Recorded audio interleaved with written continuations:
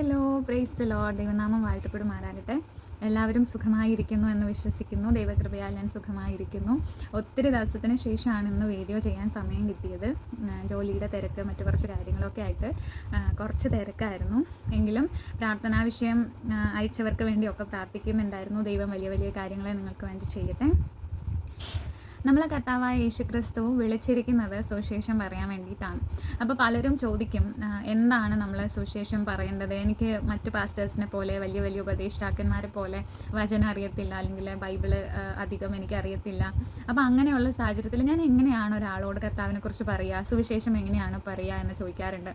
അപ്പോൾ നമുക്കൊരാളോട് പറയാൻ പറ്റുന്ന ഏറ്റവും നല്ല സുവിശേഷം എന്താണ് എന്ന് ചോദിച്ചു കഴിഞ്ഞാൽ, അത് കർത്താവ് നമ്മുടെ ജീവിതത്തിൽ ചെയ്ത നന്മകളെ, നമുക്ക് ചെയ്ത അത്ഭുതങ്ങളെ മറ്റുള്ളവരോട് പറയുക എന്നുള്ളത് മാത്രമാണ്. പണ്ട് ദക്കപ്പൊലി ദേശത്ത് കർത്താവ് ഒരു മനുഷ്യനെ സൗഖ്യപ്പെടുത്തിയപ്പോൾ ആ മനുഷ്യൻ പറഞ്ഞു, കർത്താവെ ഞാൻ നിൻ്റെ കൂടെ വരുവാണ്, നിൻ്റെ ശിഷ്യനാവാൻ വരുവാണ്. അന്ന് കർത്താവ് ആ മനുഷ്യനോട് പറഞ്ഞു, ഇല്ല, നീ നിൻ്റെ നാട്ടിലേക്ക് പോയിട്ട് നിനക്ക് ദൈവം ചെയ്ത നന്മയെക്കുറിച്ച് പറയുക, മറ്റുള്ളവരോട് പറയുക. അന്ന് കർത്താവ് അവനെ കൂടെ കൂട്ടാതെ പറഞ്ഞയച്ചത് കൊണ്ട് കർത്താവ് ആ ദേശത്തിനൊരു സുവിശേഷ വേലക്കാരനെ റെഡിയാക്കുകയാണ് ചെയ്തത്. അതുപോലെ നമ്മളിൽ ഓരോരുത്തരിലും കർത്താവ് ഒരു സുവിശേഷ വേലക്കാരനെ കാണുന്നുണ്ട്.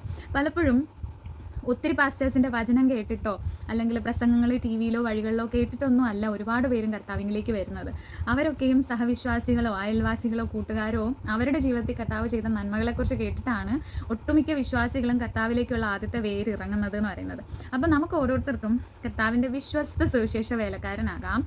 അതിന് കർത്താവ് ചെയ്ത വലുതും ചെറുതുമായ നന്മകളെ നമുക്ക് മടി കൂടാതെ മറ്റുള്ളവരോട് ഷെയർ ചെയ്യാം. ഇന്ന് കർത്താവ് അതിന് നമ്മളെ ഓരോരുത്തരെയും ബലപ്പെടുത്തുകയും സഹായിക്കുകയും ചെയ്യട്ടെ എന്ന് ഞാൻ പ്രാർത്ഥിക്കുന്നു. God bless you all.